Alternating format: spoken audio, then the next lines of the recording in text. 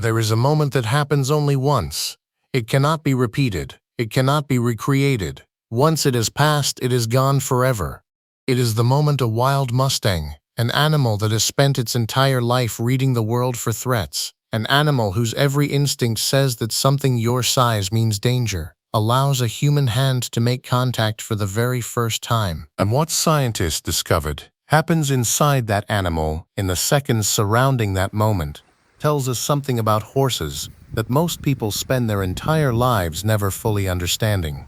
Before we get there, I need you to understand what that Mustang has been doing before the touch ever happens. For days, sometimes weeks, it has been running a calculation, not consciously, not with anything we would recognize as thought, but a calculation nonetheless.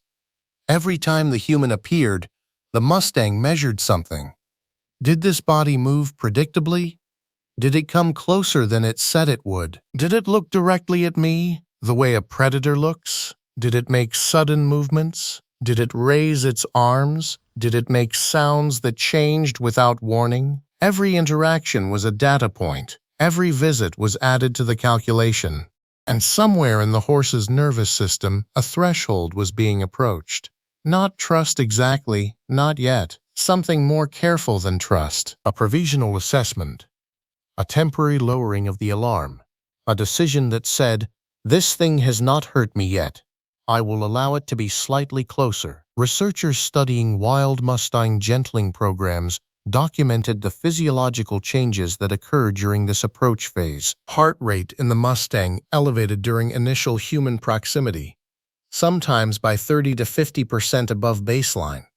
Cortisol measurably increased. The sympathetic nervous system, the fight or flight system, was running, not at full capacity, but running. The horse was afraid, and it stayed anyway. That is the first thing that matters. The Mustang was not calm when it allowed the approach. It was afraid and choosing to remain, which is something different from calm, something that requires more from the animal, not less. Now here is what the science documented in the moment the horse made the choice to sniff. The sniff itself is not passive. A horse's olfactory system is gathering chemical information at a level of complexity we are only beginning to map.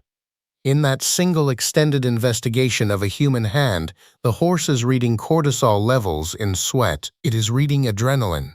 It is reading the chemical signature of fear, or the chemical signature of calm. And here is what researchers found that stopped some of them completely. Horses can smell the difference between a human who is anxious and a human who is not approximately, not generally, specifically. A 2021 study published in Scientific Reports found that horses exposed to sweat samples from fearful humans showed measurably higher vigilance and stress responses than horses exposed to sweat from calm humans, even when they could not see the human at all. The scent alone changed the horse's nervous system state, which means something profound about that first touch. The Mustang is not just deciding whether you are physically safe, it is reading whether you are emotionally safe, whether the chemistry of your body matches the stillness of your movements. You cannot fake calm to a horse. Its nose will find the truth before your hand gets close enough to matter. And then it happens. The touch. Not the human touching the horse touching the human. That distinction matters more than most people realize. In almost every successful first contact between a wild Mustang and a human, the horse initiates, the human offers, the horse decides. And in the moment that decision is made, in the second that a wild Mustang presses its nose against a human hand for the first time, researchers measuring oxytocin levels documented something that required them to check their instruments. Oxytocin rose, in the horse, immediately. Not gradually over weeks of relationship building.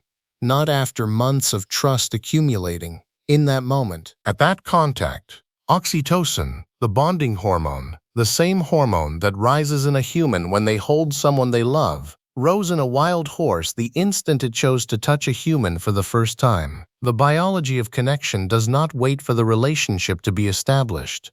It arrives at the beginning of it. But I want to be honest with you about something here, because honesty matters more than a clean story. The oxytocin rise does not mean the horse trusts.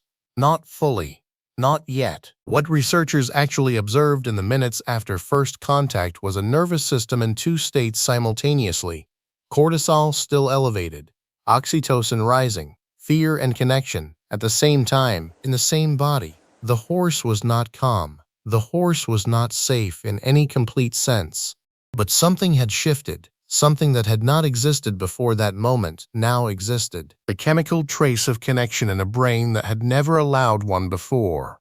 And that trace, researchers believe, is what makes the second approach easier than the first and the third easier than the second. Not because the horse forgot it was afraid, but because something in the chemistry of that first touch gave it a reason to try again. What this tells us about wild Mustangs is something that challenges one of the most common things people say about them. People say wild horses cannot be tamed, and they are right, but taming is not the right word for what actually happens when a wild Mustang and a human build something together. Taming implies breaking, overcoming resistance, replacing wildness with compliance. What the science shows is different. A gentled Mustang is not a broken wild horse. It is a wild horse that made a choice, over and over again, one small decision at a time, each one building on the chemical trace left by the one before it. The wildness does not disappear. Neurological studies comparing gentled Mustangs to domestic horses found that the Mustang brain retains its heightened threat sensitivity even after years of positive human contact. It still reads the environment for danger. It still processes threat signals faster. It still carries the nervous system that centuries of survival built. But alongside that wildness, something else now exists. A learned pattern, a chemical memory, a record of every time this specific human appeared and did not cause harm. Trust in a wild Mustang is not the absence of wildness. It is wildness choosing again and again to remain. The next time you stand near a horse, any horse, not just a Mustang, and it allows your hand to make contact, I want you to remember what that represents. Not a small thing. An animal that evolved for millions of years to survive by fleeing from things your size made a calculation. It measured your movements. It read your chemistry. It assessed your predictability. And it decided, not that you were safe. Horses never fully decide that, but that you were worth the risk of staying. That is not nothing. That is everything. Tomorrow we go somewhere that brings everything in this series together. We look at the one thing wild Mustangs can do that no domestic horse ever bred for human use has been able to replicate.